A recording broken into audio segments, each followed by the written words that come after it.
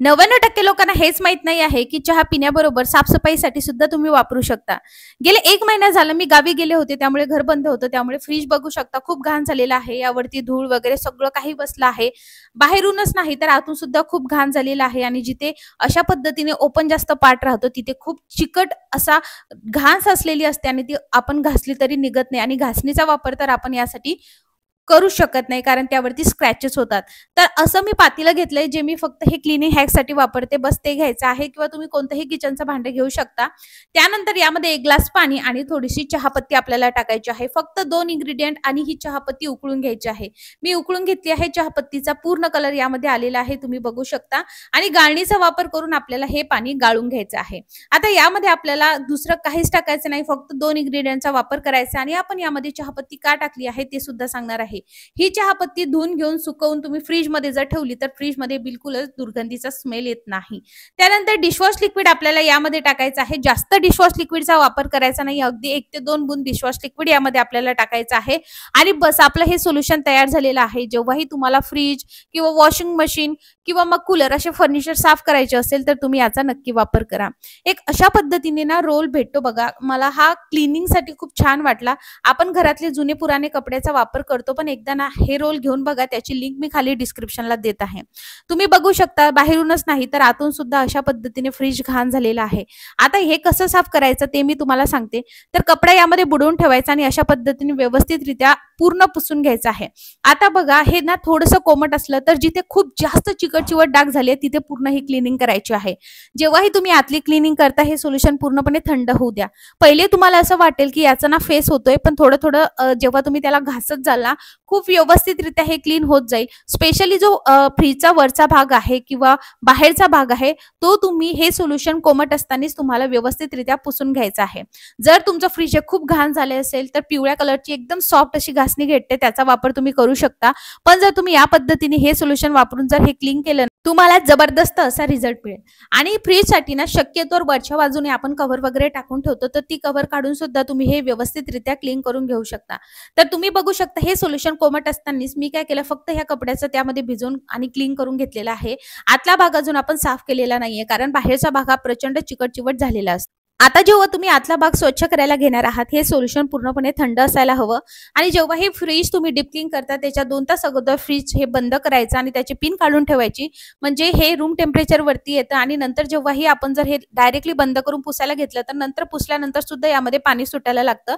त्यामुळे 2 ते 3 तास अगोदर हे रूम टेम्परेचर वरती येऊ दे. यामधलं सामान तुम्ही काढू शकता जर तुम्हाला हे फ्रीज डीप क्लीन करायचं असेल तर.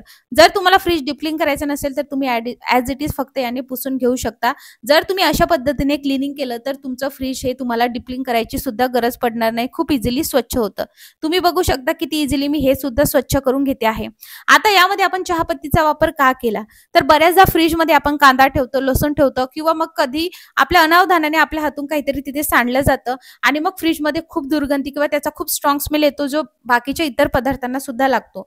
सो अशा वेळेस फ्रीजमधला दुर्गंधी जाण्यासाठी आपण इकडे चहापत्तीचा वापर केला आहे. चहापत्ती ही चहा करण्यासाठीच नाही तर क्लिनिंगसाठी खूप जबरदस्त आहे. दुर्गंधी किंवा तिथे खूप जास्त बॅड स्मेल येत असेल तर ते घालवण्यासाठी सुद्धा एकदम जबरदस्त आहे. आता तुम्ही बघू शकता जेव्हा तुम्ही फ्रीज वापरताना तर त्यामध्ये ना अशा पद्धतीचे नक्की शीट वापरायला हव्यात. आता ह्या शीट ना तुम्ही एकदम लाईट कलर मध्येच वापरायला हव्यात. जर तुम्ही डार्क कलर मध्ये वापरल्या तर फ्रीजमध्ये जेव्हा आपण लाईट चालू करतो आणि लाईट लागतो ना तरी सुद्धा फ्रीजमध्ये अंधार वाटतो. त्यामुळे लाईट करायचं वापरायचं आणि इन केस जर काही सांडलं असेल आपल्याकडून तर ते ना या शीट वरतीच सांडतं. तुम्हाला जर या शीटची सुद्धा लिंक हवी असेल तर मी डिस्क्रिप्शन बॉक्स मध्ये देत आहे.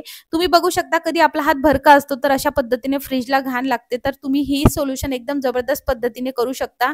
आणि डिशवॉश लिक्विड यासाठी वापरला आहे की यामध्ये जे चिकट झालेलं आहे ते निघण्यास खूप मदत होते.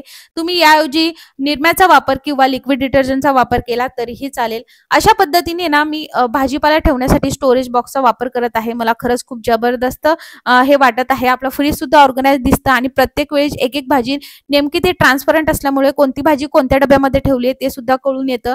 आणि सगळ्यात महत्त्वाचं अशा पद्धतीने जर तुमच्या फ्रीजमध्ये बुरशी झाली असेल तर बघा या शीटला लागलेली आहे ही सुद्धा याने आपण खूप छान पद्धतीने क्लीन करू शकतो.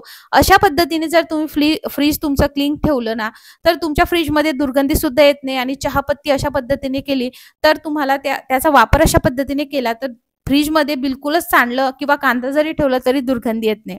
आता स्टार्टिंगला बघा, जेव्हा आपण चहापत्ती उकळून घेतली होती तेव्हा मी तुम्हाला सांगितलं होतं की ही चहापत्ती धुवून तुम्ही ड्राय करून घेऊ शकता. तर ती पूर्ण ड्राय करायची आणि काय करायचं, एखाद्या वाटीमध्ये ती चहापत्ती फ्रीजच्या कोपऱ्यामध्ये ठेवायची, म्हणजे फ्रीजमध्ये दुर्गंधी येत नाही. हवं तर ना एखादं एअरटाईट कंटेनर घ्यायचं आणि त्याच्या झाकणाला ना होल पाडून घ्यायचे, जेणेकरून जर आपल्या वेळेस वाटी जर ठेवली, जर एखाद्या वेळेस सांडली ना, तर ते पुन्हा आपल्याला एक्स्ट्रा काम होऊन जातं. सो ते सुद्धा सुटेबल राहू शकतं. सो अशा पद्धतीने शीटचा वापर नक्की करा आणि अशा पद्धतीने तुम्ही तुमचे रकाने ऍडजस्ट सुद्धा करू शकता. म्हणजे काय होतं की फ्रीजमध्ये खूप सारा पसारा सुद्धा मावतो. बघायला गेलं तर मी सगळ्या प्रकारच्या भाज्या किंवा भाजीपाला सगळं यामध्ये ठेवते, पण मात्र टमाटर मी यामध्ये ठेवत नाही. टमाटर कधीही बाहेर ठेवते. तुम्ही बघू शकता हे एकदम छान डबे आहेत, 6चा पॅक मिळतो आणि खरंच क्वालिटी एकदम उत्तम आहे. तुम्हाला हवं असल्यास तर तुम्ही नक्की खाली डिस्क्रिप्शन एकदा चेक करा किंवा मी प्रोडक्ट टॅग केलेले आहेत, सरळ तुम्ही प्रोडक्ट तिथून सुद्धा घेऊ शकता टॅग केलेले. तर तुम्ही बघू शकता गूळ सुद्धा मी यामध्येच ठेवते, कारण कसं आहे मी मुंबईला राहते, तर पावसाळ्यात सतत पाऊस चालू आहे. डाळी, गूळ ह्या सगळ्या गोष्टी मी ना यामध्ये ठेवते आणि उन्हाळ्यामध्ये ना मुंग्या लागत होत्या, त्यामुळे सुद्धा मी अशा पद्धतीने गुळ यामध्ये ठेवते, कारण गुळाचा वापर आपण फ्रिक्वेंटली जास्त करत नाही. सो त्यामुळे मी अशाच पद्धतीने ठेवते आणि माझं डबल डोअरचं फ्रीज असल्यामुळे मला खूप सारा स्पेस येतो. सो स्पेशली माझा ना फ्रीजचा वापर जास्त करून पावसाळ्यात खूप होतो, कारण पावसाळ्यात खूप गोष्टी इकडे खराब होऊन जातात. पैशांची बचत करायची असेल तर फ्रीजचा वापर पुरेपूर मी पावसाळ्यामध्ये घेते. उन्हाळ्यामध्ये मात्र मी डाळी वगैरे काहीच फ्रीजमध्ये ठेवत नाही, पण पावसाळ्यात मात्र मी हे आवर्जून करत असते. ज्या गोष्टींना जास्त कीड लागते, जसं की फॉर एक्झाम्पल रवा असेल, बेसन असेल, ह्या सुद्धा गोष्टी मी पावसाळ्यामध्ये आवर्जून फ्रीजमध्ये ठेवत असते. बघता बघता आपण सगळं फ्रीज अशा पद्धतीने साफ केलं. फक्त 2 इन्ग्रेडियंट वापरले. आपल्याला मार्केटमधनं कोणताही स्प्रे आणायची सुद्धा गरज पडली नाही. किती योग्यरित्या आपण हे साफ करून घेतलं आहे. तुम्हाला हा व्हिडिओ आवडला असेल, तुम्ही हा व्हिडिओ कोणत्या गावातून किंवा शहरातून बघत आहात मला कमेंटमध्ये नक्की सांगा. आणि फेसबुकवर जर हा व्हिडिओ तुम्ही बघत असणार तर लाईक फॉलो नक्की करा.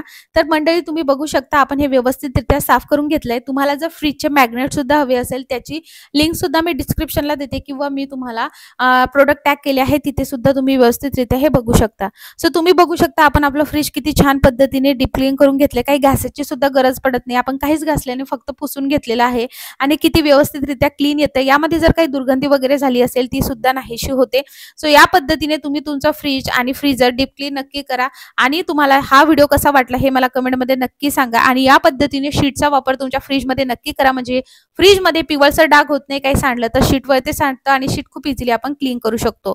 जर तुम्हाला याच्या व्यतिरिक्त अजून काही प्रश्न असतील तर मला कमेंट बॉक्समध्ये तुम्ही नक्की विचारू शकता. मी त्याचे नक्कीच तुम्हाला उत्तर देण्याचा नक्की प्रयत्न करेल.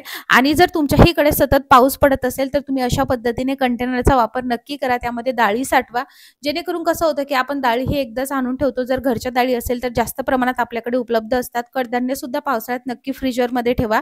आणि लिंबाचा रस बघा मी अशा पद्धतीने साठवलेला आहे. व्हिडिओ आवडला असेल लाईक शेअर कमेंट नक्की करा. व्हिडिओ बघितल्याबद्दल खूप खूप आभार मंडळी.